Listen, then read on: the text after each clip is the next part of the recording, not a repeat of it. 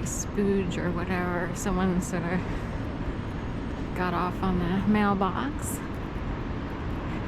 I rarely use that mailbox myself just because there's usually a lot of activity at that corner and it feels uncomfortable to like hang out too long.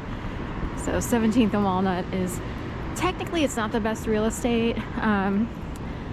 So oddly, it can be a little bit cheaper to live in some of these buildings because of how bad the behavior is of people who hang out at 17th and Walnut and thereabouts. So in a way, you know, they can't really upcharge too much because there's a lot of complaints.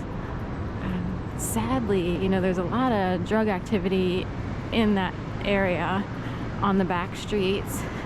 And then, of course, panhandling-ish, you know, Philly's a little bit lenient in some areas just because it is a liberal city, and also they do show that, you know, not everybody has a fair shake, right, at life. So,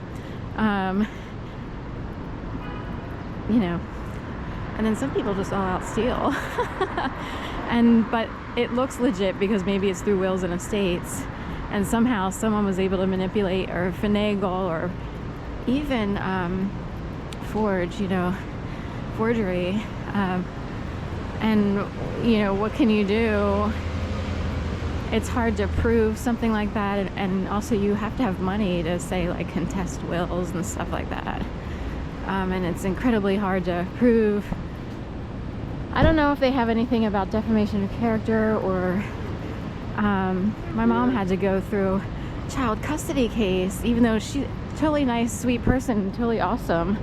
But she had to prove, she couldn't believe it. She's like, I had to prove that I was an okay person. Meanwhile, the people who weren't okay were the ones challenging her simply based on control, power and control. And would you choose a house that has smoking or non-smoking? So that's number one.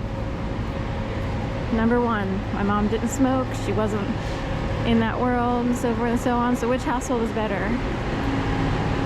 Okay. So we'll start there.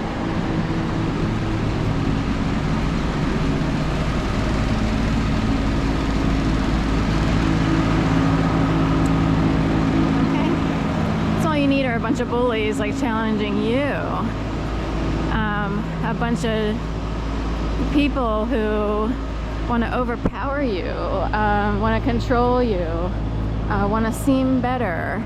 It would be like Roz from Grease Lightning, you know, being angry at Sandra Dee and then forcing Sandra Dee to have to show up to prove her character in court, you know, just to keep her kids. Would you want to be raised by Roz or Sandra Dee?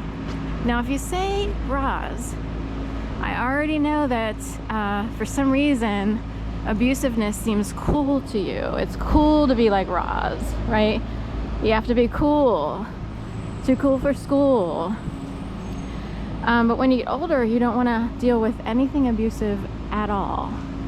And some people seem like they shouldn't be abusive. Maybe they take horseback riding lessons.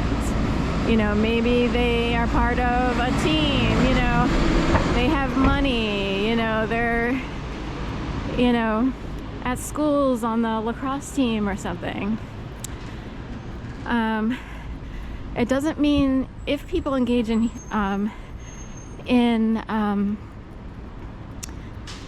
seemingly healthy activity, maybe, you know, doesn't mean they're not bullies.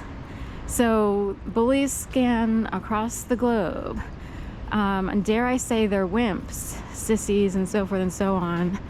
Bullies are wimps. It takes a lot of strength to be healthy and to not attack other people.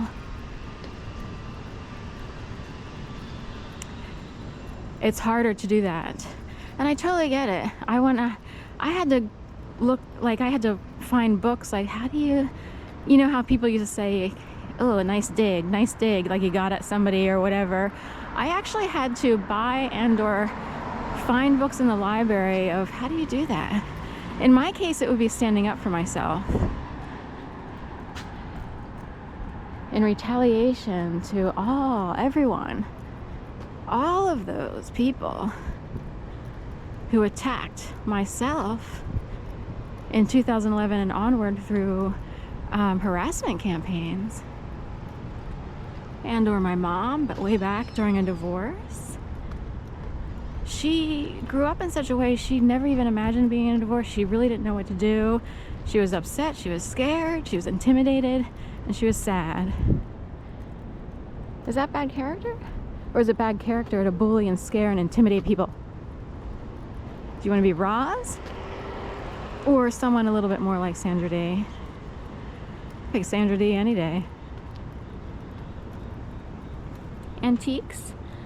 So, people into antiques are antiques.